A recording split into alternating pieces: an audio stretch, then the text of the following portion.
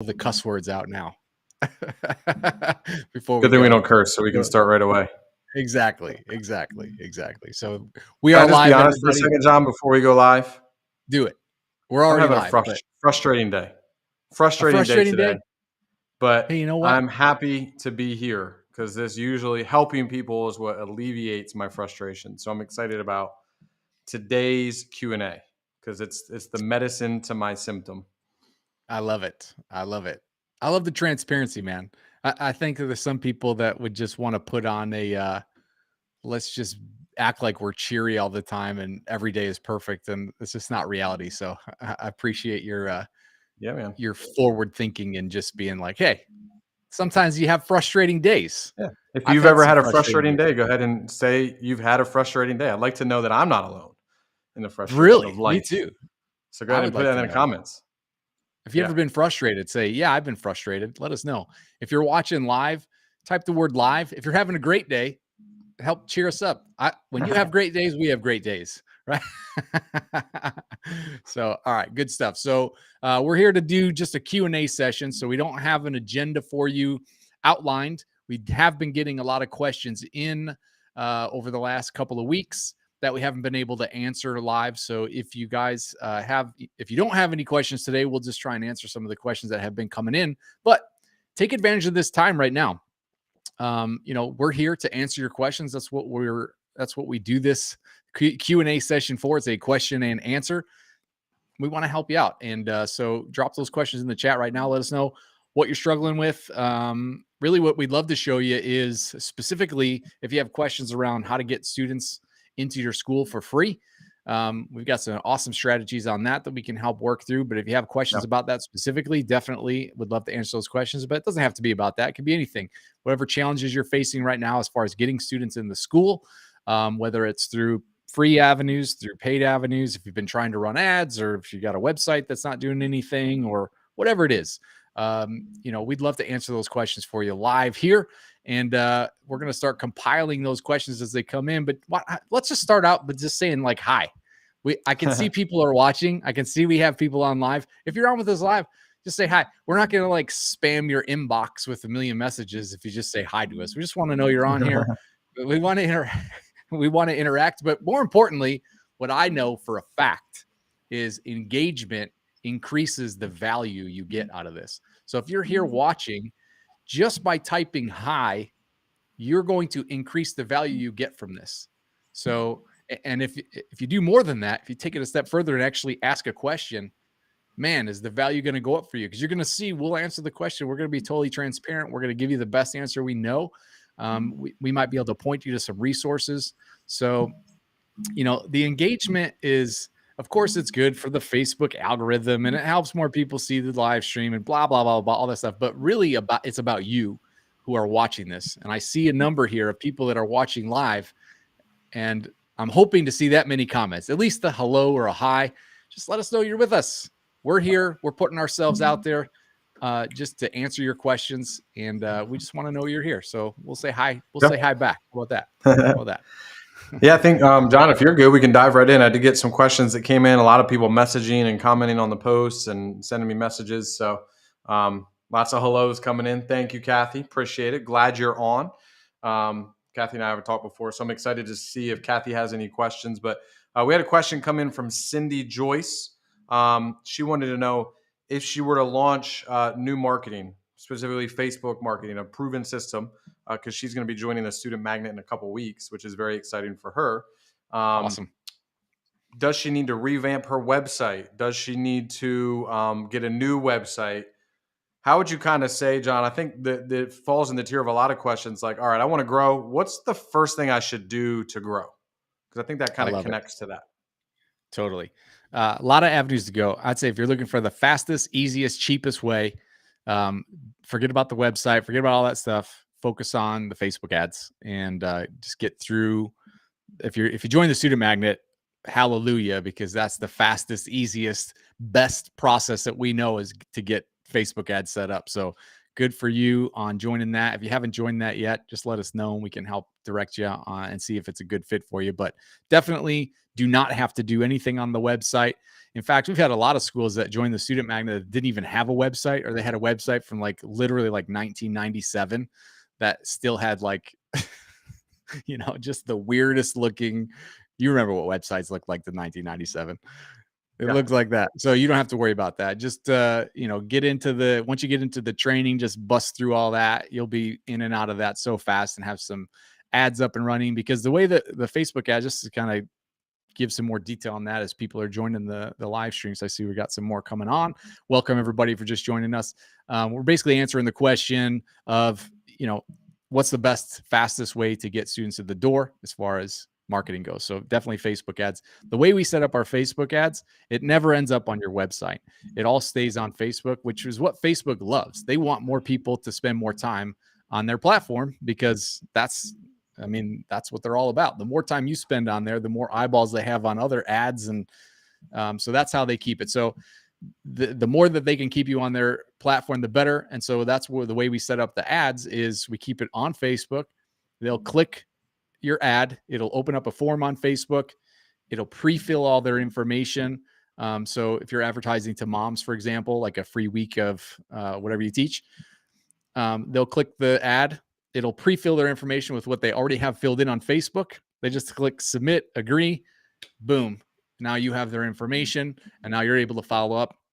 And then again, if you're using our Student Magnet program, we have automation set up already to where as soon as they do that stuff, it's connected behind the scenes to the follow-up stuff. It sends them follow-up messages. It books the appointment. All that stuff happens automatically. So long answer to a short question. You don't need to do anything to your website. You don't need to rebrand or do any kind of rehauls or a new website or any of that stuff. Just the Facebook ads will do it. That's the fastest way. You could easily add, 100 students, 150 students before you ever had to worry about doing a website. If that answers the question. I love it. Well, kind of speaking of websites, what would you say is the purpose of a website? So yeah, good question. It is 2023.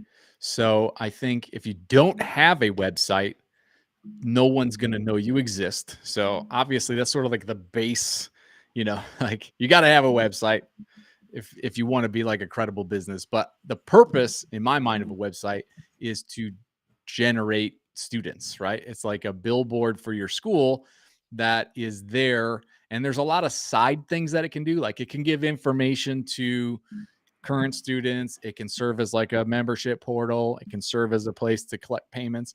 All that stuff is like way down on the list. Top number one thing is lead generation, and not just any old lead. We want qualified, like people who are actually interested in coming in and trying your school. That's the main purpose of it. And so, there's definitely a way to optimize a site.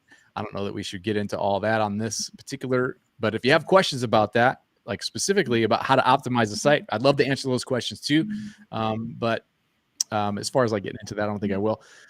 Lead generation is the number one purpose of a website. And by that, I just mean it has a way to quickly collect name, email, phone number of people who are interested in trying your school, like with integrity, like not just snagging their information, but like actually them having a want and a desire to try your school, and then opting in or giving you their name, email, phone number so that you can contact them to set up their first lesson. That's my opinion on what a website's purpose is. Anything that you would add to that, Travis?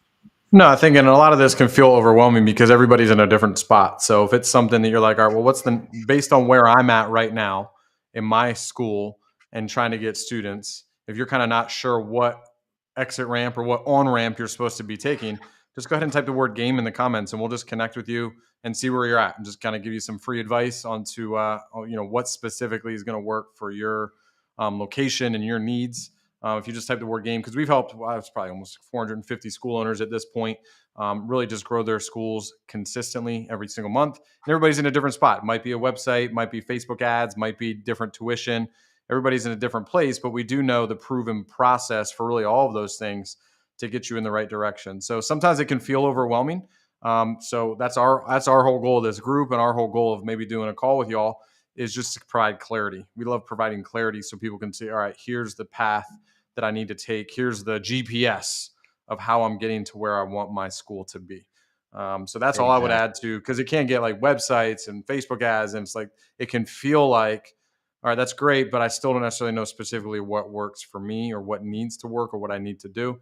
So we love providing clarity. So just type the word game in the comments and we'll reach out and schedule a call and just, again, give you a free kind of consultation on to what's the best strategy for you specifically. Yep, exactly. And nothing for sale on those calls. We just do those as a courtesy, as a way to build a relationship, Yep. and if we can point you in the direction of good resources, we'll do that. And whatever it takes to get you the results that you're looking for. So Right. definitely do that.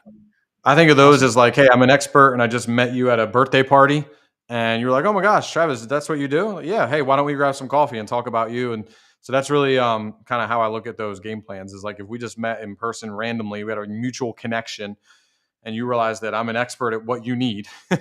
Let's just grab some Right. coffee and let me give you some insight into what would be good. So, Yeah, yeah. So other exactly. questions coming in, and anything you want to add to that, John, or you want me to jump right No, into the next questions? let's get into the next questions. All right. So the next question that came in through text message, someone texted me this question. They wanted to know about seasonality, because we're all feeling the back to school or the end of school, sorry, the end of school, end of events and things like that. And it's kind of like on the back of everybody's mind that summer is coming. It kind of made me think of like Game of Thrones, like winter is coming, summer is coming. And there's concern, okay, I'm going to lose students. I got to buckle down because I'm not going to be able to grow during the summer. So I really just need to start looking at September. What would you say to owners that are feeling the stress of summer is coming? I'd say it's a natural thing that a lot of school owners feel, and it's usually a symptom of a problem that has to do with a process that is consistent. So if you've got a process that's built in, uh, that kind of ebb and flow it gets raised to a new level. So there's still always going to be ups and downs. There's still going to be some seasonality to things in general. Like anybody that tells you it's just like a straight line going up, I mean, I'd love to talk to them, but I've never experienced it myself. There's always some little ebb and flow. But if you have a proven process in place for enrolling students, then what you see is, if your normal ebb and flow is like one or two students and then nothing, and then one or two, and then four leave, if you raise that bottom, I guess the hygiene level, right, to 5 to 10 students, 3 to 4 added, 6 to 10. If your bar is raised, those seasons hurt less because you're always picking up new students and you're getting your stuff in front of people at different times. And to get back to Facebook ads real quick, like if you've got your ads set up correctly, that algorithm is so smart at finding the people who are in your target audience that are the right people at the right time. And if you got the right offer for them, I mean, it's really consistent. And then if you add to that a website that is optimized for Google, and you add to that some follow-up stuff, and you add to that a Google business profile, as you keep piling on layers to that, the consistency really does balance out. And it's so funny when we look at reports, like, somebody that's been running Facebook ads, they're going to look like this line like this. And then you add in websites, and then it kind of like fills in all the gaps. And then you add in the Google business chats, and like all this stuff just kind of balances things out. So, nothing's ever a straight line by itself, but as you continue to evolve in your process, you can definitely create a lot more consistency. And I think if you're not feeling that, it's just because there's part of that process is missing. You might be really great. I mean, I would assume everybody watching this is really great at their instructing. Like they're great at teaching. They're great at developing leaders. They're great at developing students. All that stuff's probably dialed in. Because we probably wouldn't have let you in the group if it wasn't. Usually we have, that's like kind of our barrier. Like if you're just not teaching good classes, we can usually tell just kind of by looking at your profile or asking a couple of questions before you join. So my assumption is that you're already doing great at that stuff. Some of you might also be great at signing people up when they come in. If you got referrals and they're like, anytime somebody brings their friend in, Like they sign right up, or maybe you go out and do events and people are like, yeah, every time I go to an event, people sign up. If you're feeling the ebbs and flows and you're good at that, you might be missing a consistent way to get people in the door. You might be missing, or maybe people are showing up and for some reason they're not enrolling. You got a good system to get people in the door. You need a better system at enrolling people. And I think a big mistake that some school owners make is if they're getting a bunch of people in the door and no one's signing up, they think it's the problem of the leads, that's lead quality, right? If you've ever seen Glenn Gary and Ross, yeah, I want those good leads. Give me the good leads, right? And what I've found is that, of course, there is something to be said about, are there some leads better than others? Yes. But for the most part, what we found is that if you have good leads, if a lead is good enough to walk in your door, something's probably not working in the process of helping them go from that lead to a paying student. So there's probably some process that needs some work there. So this is what we help people with. If you're interested in learning about any of that stuff, just type the word game in the comments. Be happy to go over that stuff with you on a call, 5 to 15 minutes. Just shine some light on it and see maybe where that is. It's a lot easier for us to troubleshoot a system one-on-one on a call. In a group setting like this, where we're streaming to multiple platforms and trying to manage chat between YouTube and Facebook groups and wherever else through a text message and on our live stream page. It's a little bit tricky to get specific, but feel free to answer those questions. Just type the word game and we get real specific with you about your school. Yeah, I love it. Well, we had another question come in. Sheila McGovern. Thanks, Sheila, for the question. This is a question a lot of school owners have. Google ads versus Facebook ads. What should you focus on or spend the most money on? Ooh, love it. Controversial question. Thanks, Sheila. So I would say definitely by far Facebook ads wins in amount to spent and results to get. There's definitely a time for Google ads, but it's one of those things that you layer on. So it's kind of like the frosting on the cake. Everybody loves frosting, but you can't just put frosting 3 feet high, right? So you get the Facebook ads. I mean, I guess you could. Yeah. Maybe that's a bad example.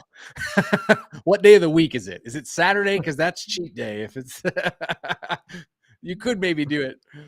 Anyway, the idea is Facebook they just have a better platform. They have better targeting. They have a better way of reaching people. And here's why.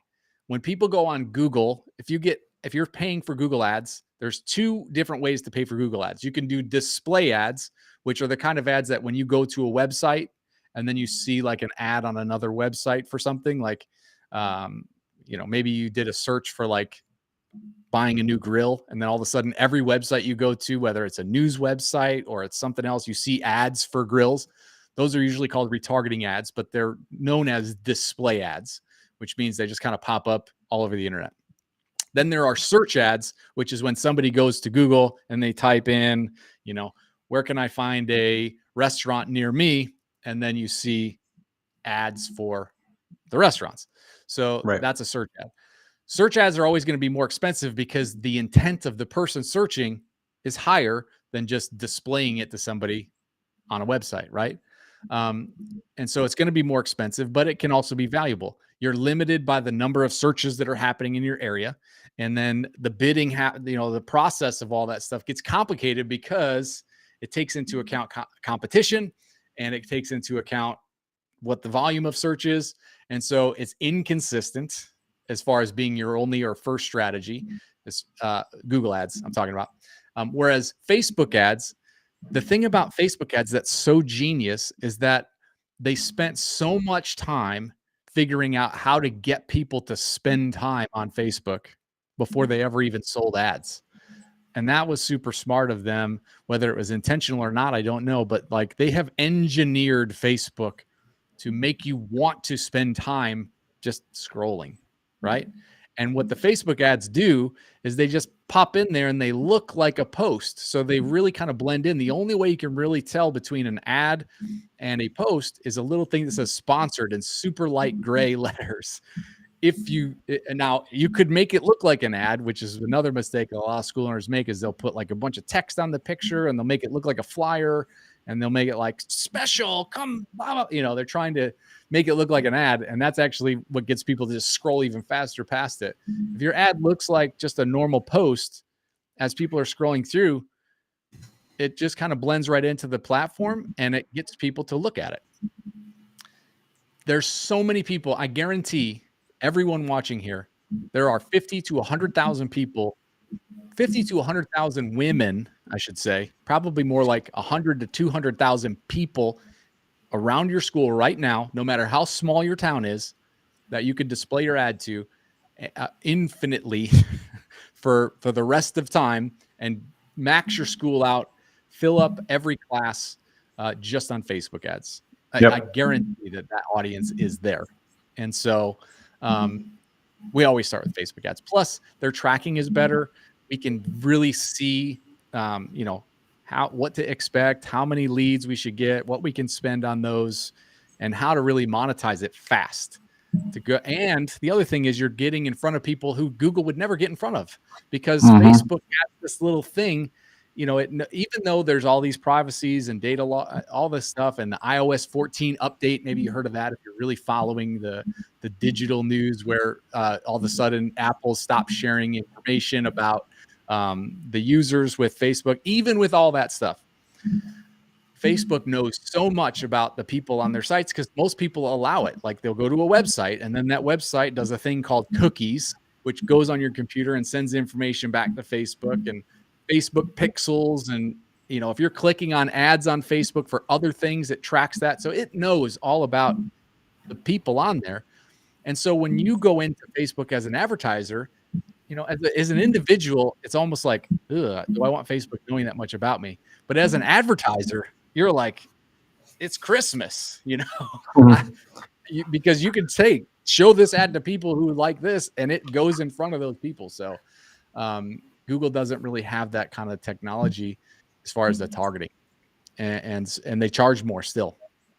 So definitely, I'd say if you want percentages, I'd say if you're spending $10 a day on Facebook, don't bother spending anything on Google because you'll get way more bang for your buck. If you're spending $100 a day on Facebook, you could probably spend $10 a day on Google.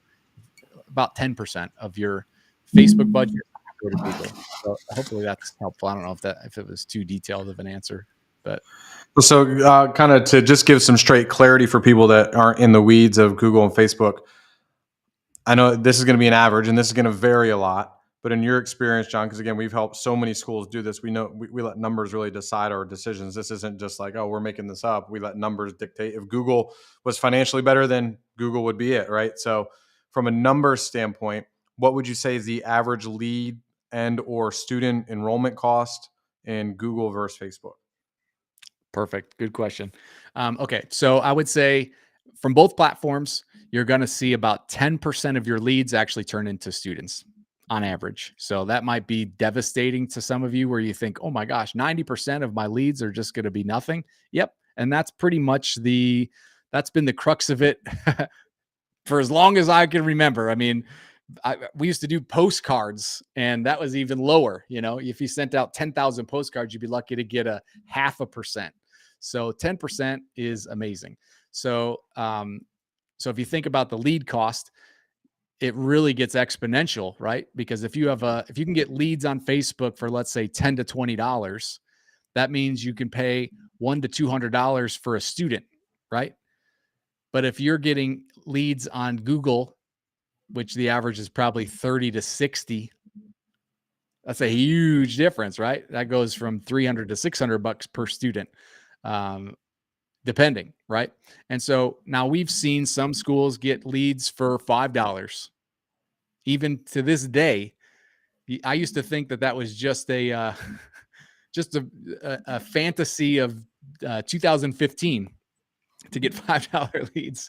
But what happens is a lot of our members get their ads up and running and they just have such success. They don't even care to share with us what their success is. But recently I've even seen schools still getting leads for as low as $5.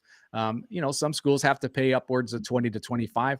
And usually if your tuition is really high, so most of the school owners that I see that are getting leads for $5, their tuition's low. They're in a smaller area. They don't have a lot of competition around, and they're not charging that much for their tuition.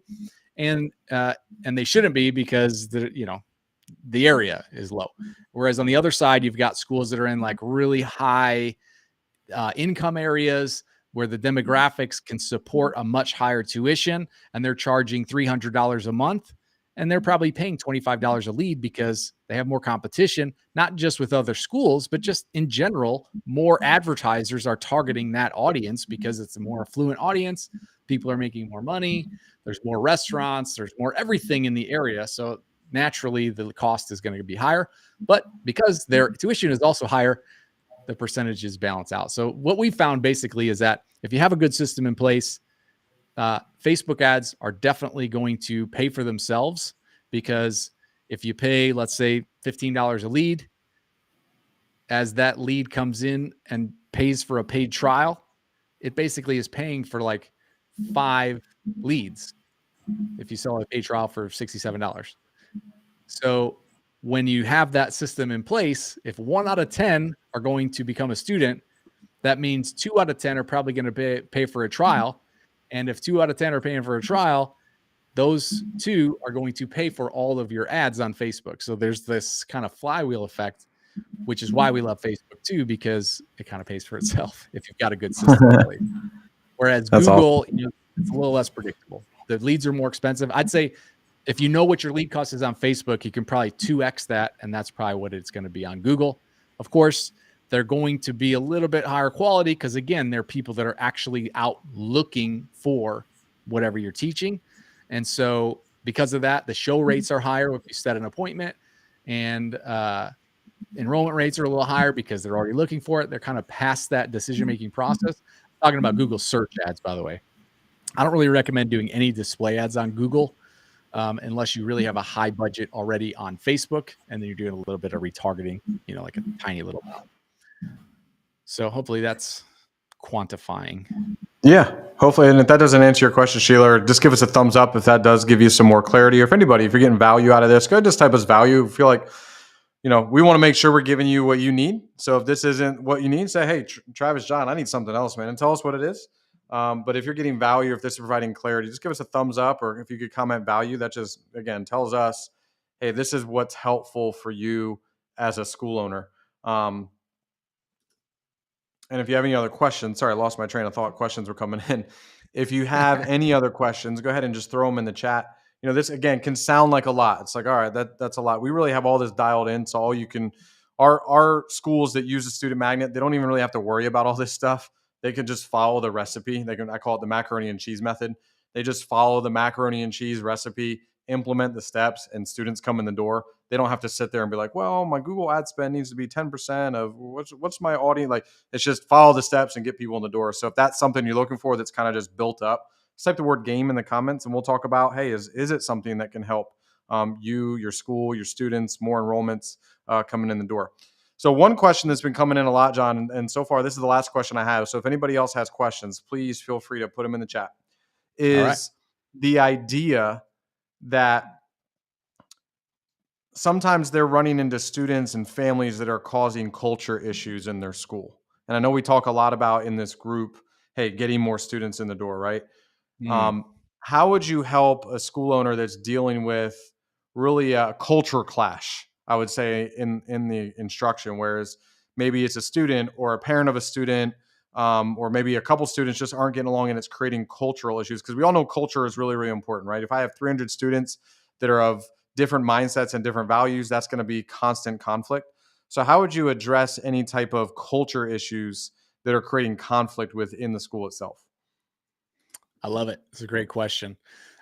So when you're saying culture issues, I'm assuming you're saying like an overbearing parent or somebody that doesn't want to kind of follow along with the way that you've envisioned your school to operate. They want to kind of buck the system, or they want to tell you how to run the school, right? Yeah. or maybe, or they're just constantly at battle with everything or other people. They're just not buying into the environment and the system that you've really created for your school. Yeah. in 1985, they took a couple of lessons and now they're the expert on how to run your business. Those kind of Yeah. people. Yeah. So it's a great question. I love it. So it's something that some school owners do run into pretty frequently. And interestingly enough, what I've found to solve that issue is actually the process of getting new students in. So that might sound a little convoluted. So hear me out for a second. If you've got a couple of people coming through the door every day, and you know that new people are always signing up for classes and they're always coming in. If you run into someone that you just know for a fact is not going to be a good fit for the school, not going to be a good fit for the culture, it's really easy to let them know, hey, I don't think this is going to be a good fit, but here's, maybe you would fit in better at another, not to say that you want to send bad bad culture to another competitor in the area or a rival, but you might find that somebody's culture or the way that they carry themselves might fit somewhere else better. It's really easy if you have a flow of new people coming in all the time to keep your integrity and be like, I don't think it's going to be a good fit. I want to thank you for coming in. I think it probably would be better maybe in a couple years, or how to feel that stuff out, right? When it becomes difficult, and even for a current student, if you got a student that's been there for, a couple of years and they've been just a thorn in your side the whole time because of this culture clash, if you have new people coming in all the time and you're growing, it's really easy to, I'm not saying you just like oust people and kick them out and you're not a good fit, get out of here. But sometimes there comes a point where it's like, maybe this isn't the best fit for little Johnny or little Emma. Perhaps you should take a little break, right? It's easy to say that if you got a new flow of people coming in. It's really hard to say that if you don't know where your next student is coming from, right? If you don't know where your next student's coming from and you're just kind of like making bills and you got somebody who's a real pain in the neck and you know that their friends or their mom is friends with the other moms, and if they leave, they're going to make a big stink and take 3 or 4 students with them. I mean, if that starts cutting into your bottom line, it's hard to keep your integrity, which is really what it's about, right? It's about having the integrity to create that culture in your school. And in order to do that, you've got to have new people coming in all the time so that you can be confident in saying, look, if they leave, it's actually a good thing because it's going to help the new people coming in embrace the new culture, the indoctrination that that you're putting them through. Right. And Yeah. so does that kind of answer the question there, Travis? Yeah, I think that's spot on. It was the same thing. I mean, really with anything, when I coached football for a long time, if we had small numbers, a troublemaking kid or family, it was kind of hard because then that hurts everybody if we don't have enough, right? And it hurts the growth. Whereas if we have a ton of kids, it's not to punish anybody. It's just, it's not good for anybody to be in a combative situation. So the best thing is to just have a full calendar of people coming in the door. So that way you can make sure it's a good fit for your school. And honestly, everybody that's coming in is a good fit for them. And that's why we do those game plan calls. The same exact reason is because anybody we work with, we want to make sure that we're successful with them. Yep. Because the last thing we want to do is bring someone in that it's not going to be successful for. Because who does that benefit? Who does that help? Right? You're not happy and you're going to voice it to us, which makes us not happy. And then it's just this whole thing. So yeah, the best thing I've found in really any environment when it comes to a culture or kind of like personality clash is full calendars fill most problems. I won't say all, but they fix most problems. It gives you a lot of power to be able to really just do things the way that you want to do them without cutting corners or anything like that.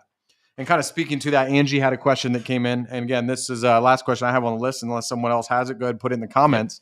Angie wants to know, and she has a small school.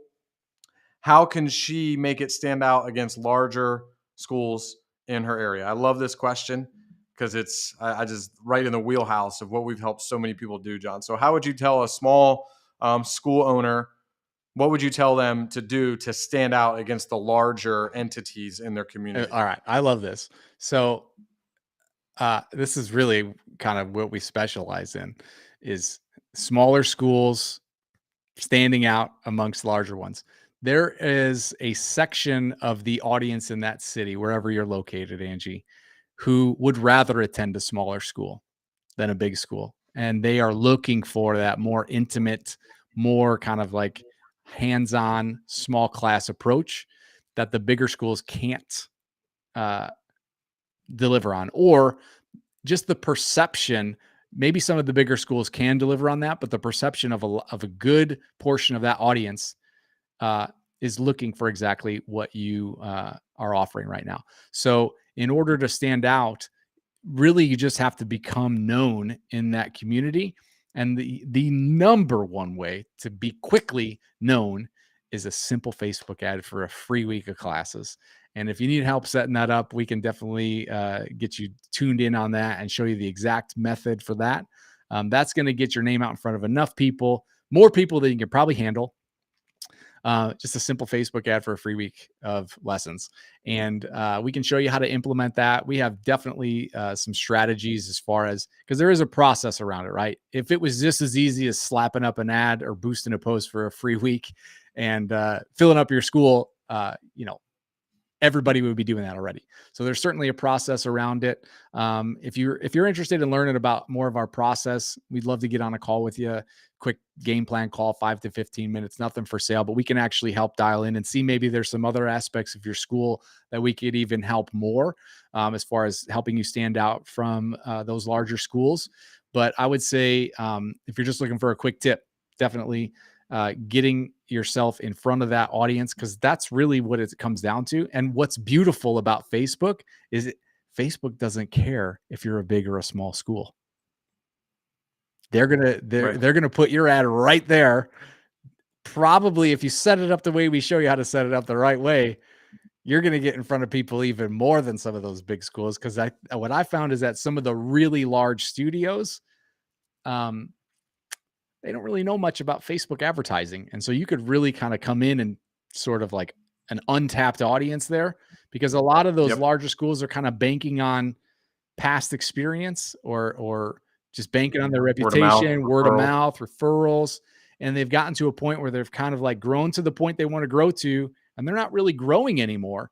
So they're just kind of like plateaued at this point, and they're cool with that. They're happy, and they're replacing students with, everybody has students that quit. So they're taking their attrition and they're just adding with word of mouth. Usually word of mouth will keep you pretty level when you get to a certain point.